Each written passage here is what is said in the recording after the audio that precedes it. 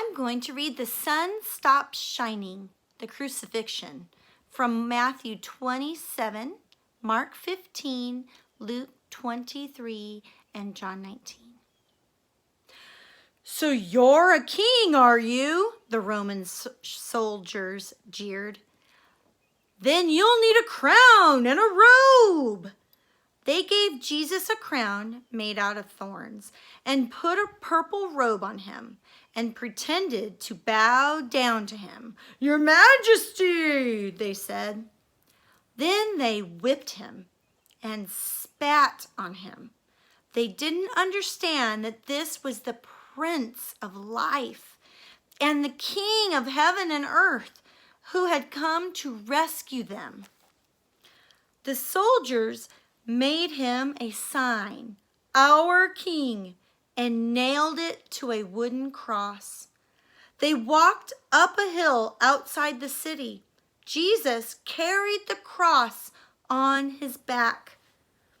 Jesus had never done anything wrong, but they were going to kill him the way criminals were killed.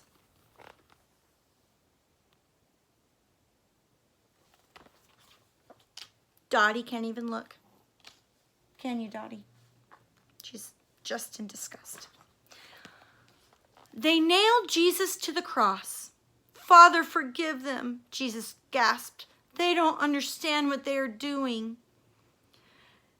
"You say you've come to rescue us," people shouted, "but you can't even rescue yourself." But they were wrong. Jesus could have rescued himself.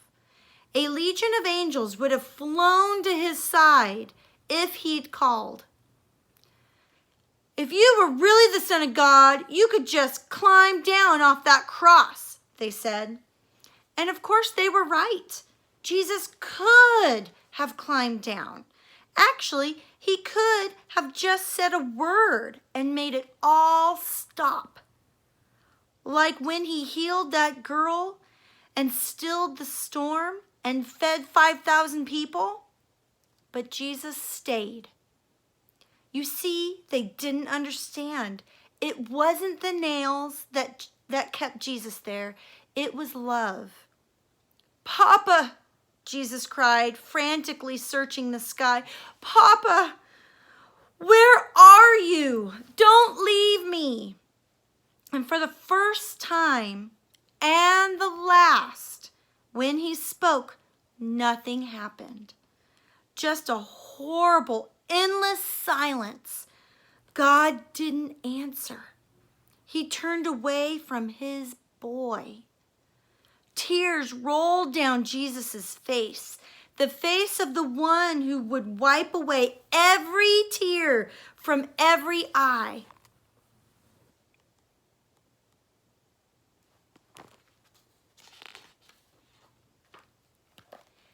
Even though it was midday, a dreadful darkness covered the face of the world. The sun could not shine. The earth trembled and quaked. The great mountains shook. Rocks split in two until it seemed that the whole world would break, that creation itself would tear apart. The full force of the storm of God's fierce anger at the sin was coming down on his own Son instead of his people. It was the only way God could destroy sin and not destroy his children whose hearts were filled with sin.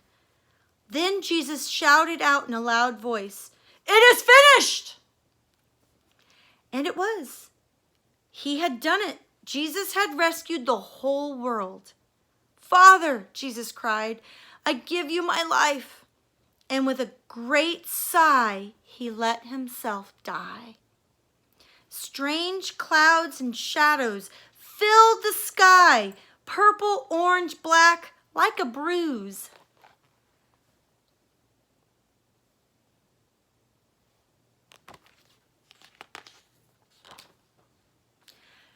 Jesus' friends gently carried Jesus. They laid Jesus in a new tomb carved out of a rock. How could Jesus die? What had gone wrong? What did it mean? They didn't know anything anymore, except they did know their hearts were breaking. That's the end of Jesus, the leaders said. But just to be sure, they sent strong soldiers to guard the tomb. They hauled a huge stone in front of the door of the tomb so that no one could get in or out.